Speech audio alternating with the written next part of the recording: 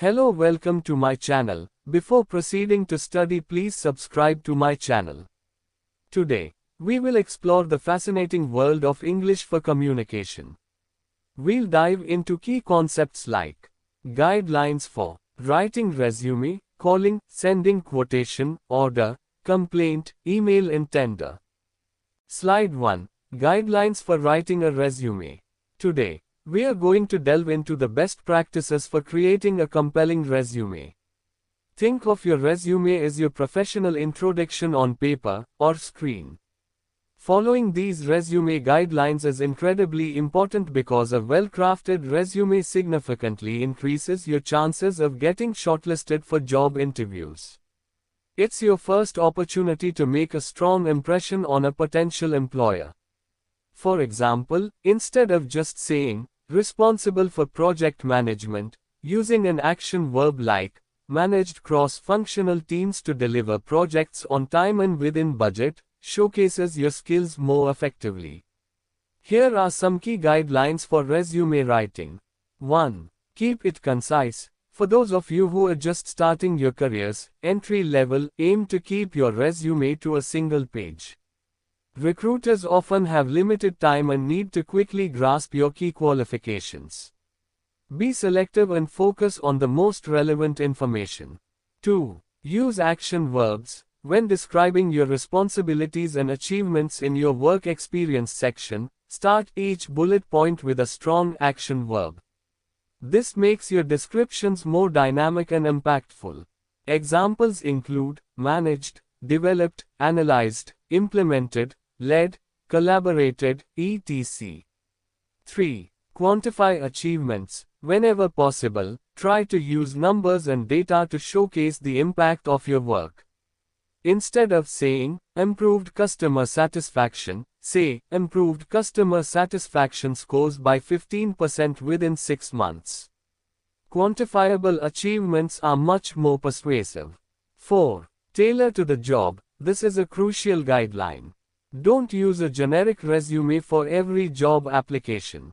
Carefully read the job description and customize your resume to highlight the skills and experiences that are most relevant to that specific role. This shows the employer that you've taken the time to understand their needs. 5. Maintain consistent formatting. Use clear and professional fonts, like Times New Roman, Arial, Calibri, consistent font sizes, and consistent styles for headings and bullet points throughout your resume. A clean and organized format makes your resume easy to read and visually appealing. 6. Proofread meticulously. Ensure there are absolutely no grammatical errors, spelling mistakes, or typos in your resume. Even small errors can create a negative impression. Proofread it yourself, and ideally, ask someone else to proofread it for you as well. 7. Highlight relevant skills. Create a dedicated skills section where you list both your technical skills, e.g., software proficiency, programming languages, and your soft skills, e.g., communication, teamwork, problem solving. Prioritize the skills that are mentioned in the job description. 8. Use reverse chronological order. In both your education and work experience sections, list your entries with the most recent one first. This allows employers to quickly see your most current qualifications and experience. Slide 2. Calling, sending a quotation. Next, we'll discuss the process of calling or sending a quotation. A quotation is a formal document that a seller provides to a potential buyer, outlining the estimated cost for specific goods or services. Its main significance is to provide clients with clear and detailed pricing information, allowing them to make informed decisions about whether to proceed with a purchase or project. For example, if a company wants to hire a web developer, they might request quotations from several developers outlining their fees for the project. Whether you're verbally giving a quote over the phone or sending a formal written quotation, here's the key information that should be included. 1. Company information. Clearly state the name, full address, and contact details, phone number, email, of the company or individual providing the quotation, the seller. This ensures the client knows who they are dealing with. 2. Client information, include the full name and address of the potential buyer, the client, to whom the quotation is being addressed. 3. Quotation number and date, assign a unique quotation number for easy tracking and reference. Also, clearly state the date the quotation was issued. This helps in managing records and understanding the validity period of the quote. 4. Description of goods, services. Provide a clear and detailed list of each item or service being offered. Be specific and avoid vague descriptions. Include model numbers, specifications, or a breakdown of the services. 5. Quantity, units. Specify the number of items or the units of service being quoted for each item in the description, e.g., 5 units, 10 hours. 6. Unit price. Clearly state the cost per individual item or per unit of service.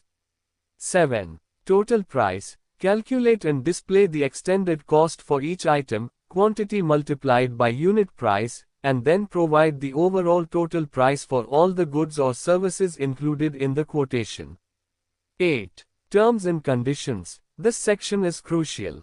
It should outline important details such as payment terms, e.g., percentage due upfront, payment schedule, delivery details, if applicable, the validity period of the quotation, how long the quoted prices are guaranteed, and any other relevant conditions.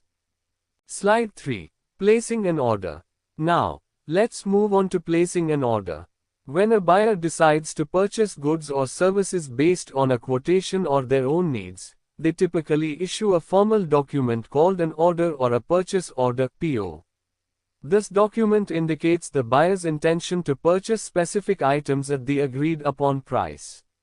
The significance of a formal order is that it creates a binding agreement between the buyer and the seller for the transaction. It provides a clear record of what is being purchased and the terms of the sale. For example, if a manufacturing company needs raw materials, they will send a purchase order to their supplier specifying the items and quantities they need. Here are the essential details that should be included in an order. 1. Buyer's information. Clearly state the name, full address, and contact details, phone number, email, and sometimes a contact person of the company or individual placing the order. 2. Seller's information. Include the full name and address of the supplier or vendor to whom the order is being sent. 3. Purchase order number and date. Assign a unique purchase order number for easy tracking and reference by both the buyer and the seller. Also, clearly state the date the order is being issued.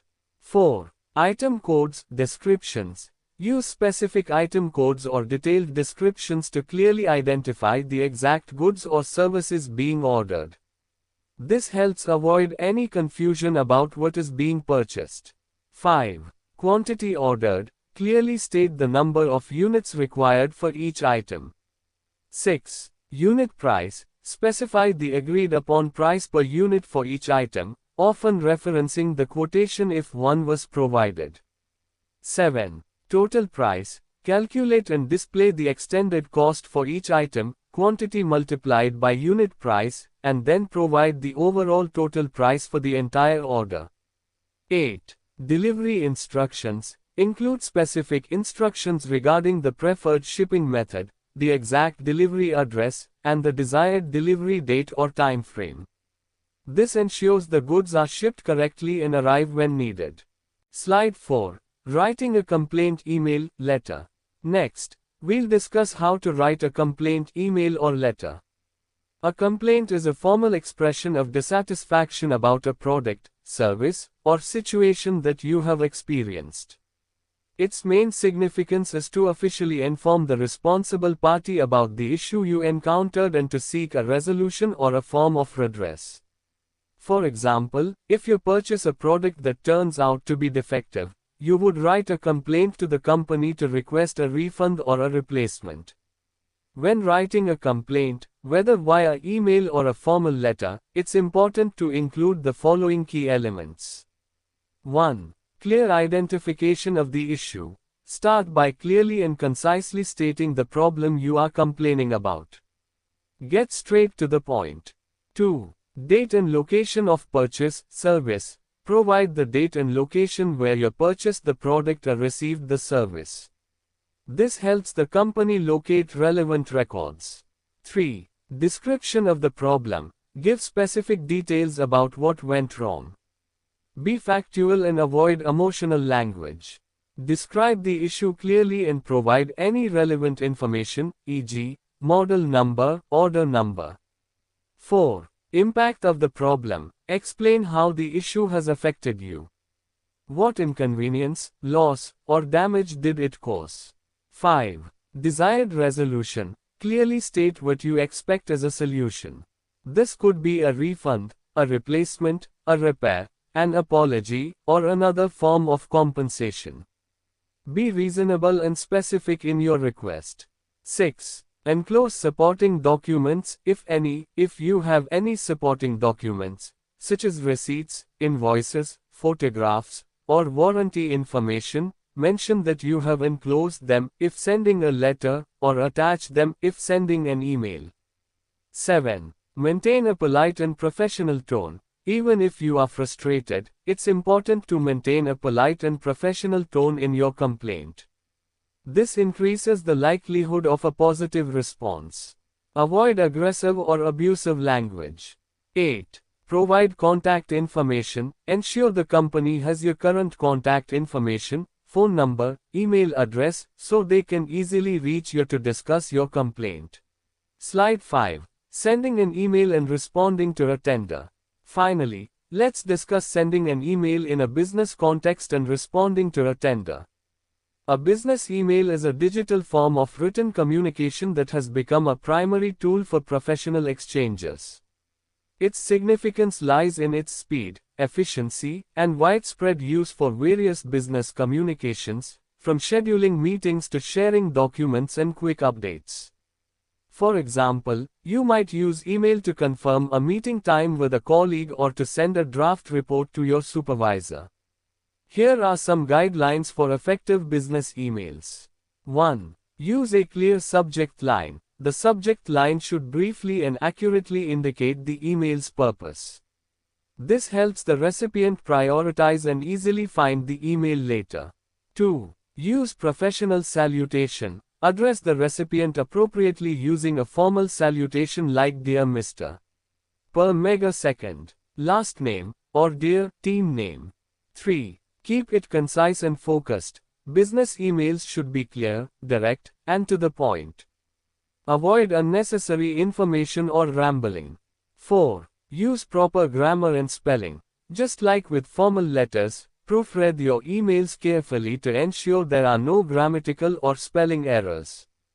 5. Maintain a professional tone. Even though email is often less formal than a letter, maintain a professional and respectful tone.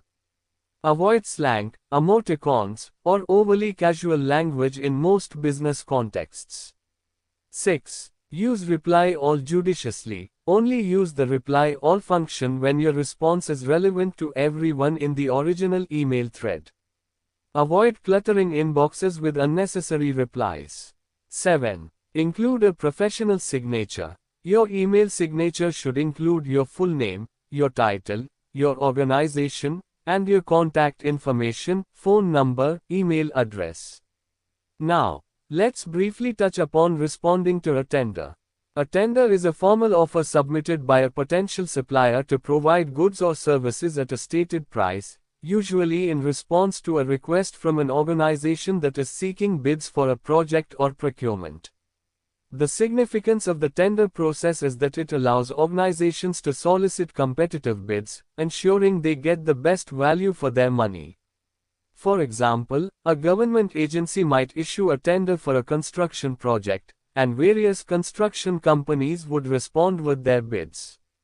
When responding to a tender, here are some key considerations. Understand the requirements thoroughly. Carefully read and understand all the instructions, specifications, and requirements outlined in the tender document. Follow instructions precisely, adhere strictly to the format, deadlines, and submission guidelines provided in the tender. Provide competitive pricing. Your pricing should be competitive while still allowing for a reasonable profit margin. Highlight your qualifications and experience. Clearly showcase your company's relevant experience, expertise, and track record. Meet all deadlines. Submitting your tender before the stated deadline is absolutely crucial. Late submissions are usually not considered.